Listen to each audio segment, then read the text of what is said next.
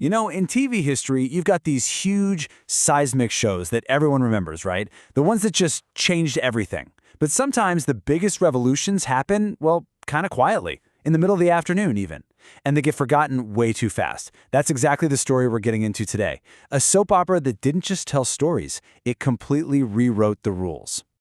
And it all started with this one single idea from its creator, Sally Sussman. Think about it. Before this show, Generations, if you saw black characters on a soap, they were usually on the sidelines. And they kind of had to be perfect, almost like they couldn't have any flaws. Well, Sally Sussman wanted to blow that all up. She wanted a black family that could be messy, ambitious, even a little devious, glamorous and complicated. Basically, she wanted them to be the stars of a real classic, juicy soap opera. And honestly, it is so hard to overstate what a massive deal this was. When Generations hit the airwaves back in 1989, it wasn't just another soap. No way. It was a statement. For the very first time on American daytime TV, an African-American family wasn't just a side plot or a guest star. They were the main story, right from the very first episode. So, how did they pull this off? What was the core idea behind this landmark show? Well, the premise was both classic soap opera and, for the 80s, incredibly ambitious. It was all about the tangled-up lives of two families in Chicago, one black, one white, whose pasts were just completely and dramatically intertwined. Okay, and this right here is where all the drama comes from. On one side, you've got the Marshalls. They're a black family, they're on the rise, totally new money from their successful ice cream company. And then you have the Whitmores. They are the definition of old money, but their legacy is kind of fading. And here's the kicker. The link that ties them all together, the mother of the Marshall matriarch, a woman named Vivian, used to be the Whitmores' maid. I mean, with a setup like that, you've instantly got this incredible mix of drama about class, race, and a shared, complicated history. But the show's biggest innovation wasn't just the setup. It was the characters themselves. Generations went out of its way to just shatter stereotypes by putting its black characters into these classic soap opera roles that, up until that point, were pretty much only ever played by white actors.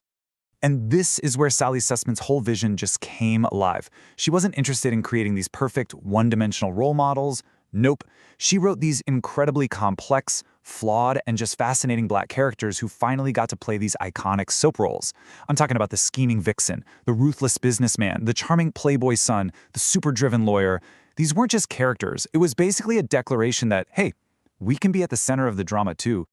Oh, and you better believe the show delivered on the pure, high-octane soap opera drama. I mean, case in point, one of the most legendary catfights in daytime history between the glamorous Doreen Jackson and the absolutely fiery Maya Rubens. And this was a star-making role for a very young Vivica A. Fox, by the way.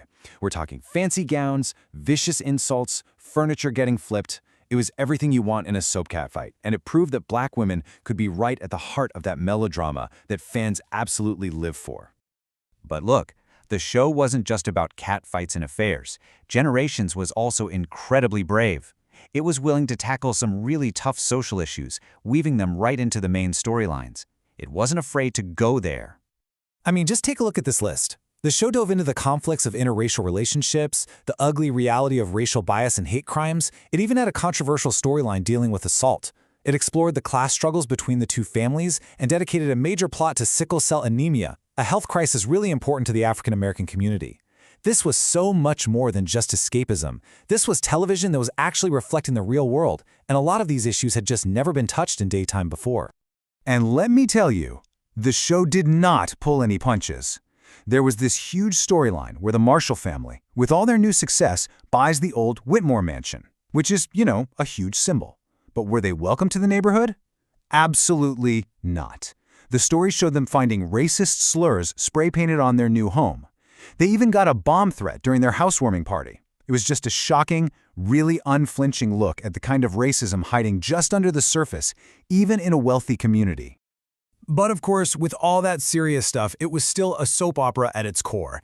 And the pacing was just relentless. I mean, look at just the first year. The show premieres in March. By June, Adam Marshall is having this scandalous affair with an older married woman. By November, a guy gets shot and is presumed dead on his wedding day, kicking off this huge murder mystery. And then, just a month later, oops, turns out he's actually alive and hiding. It was just a complete, non-stop roller coaster of classic soap opera insanity.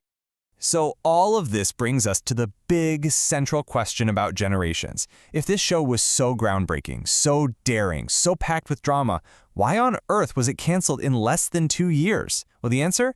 It's complicated. Well, the simplest answer really just comes down to the numbers. You can see it right here in the ratings from its very last week on the air. Generations was consistently at the bottom, or near the bottom, of all the daytime soaps.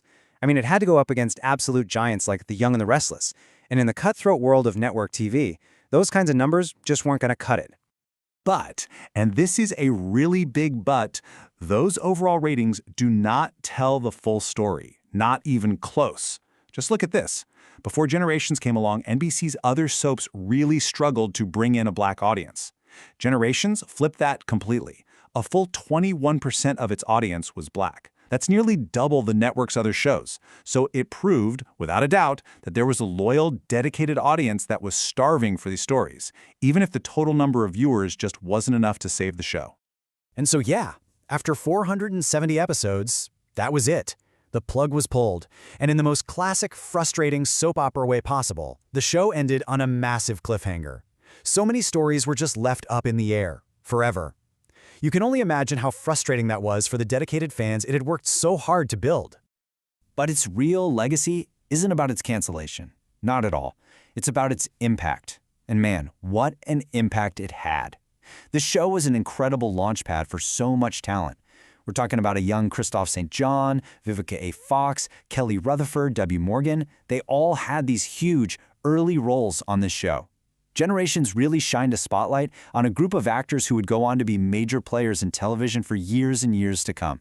And you know, there is probably no better way to sum up the show's importance than with this quote from the late, great Christophe St. John.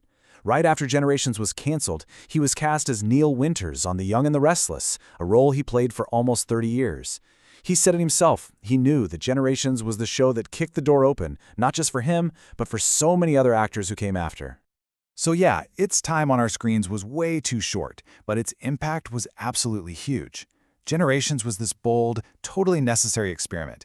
It proved once and for all that diverse, complex, dramatic stories starring people of color had a place on daytime TV.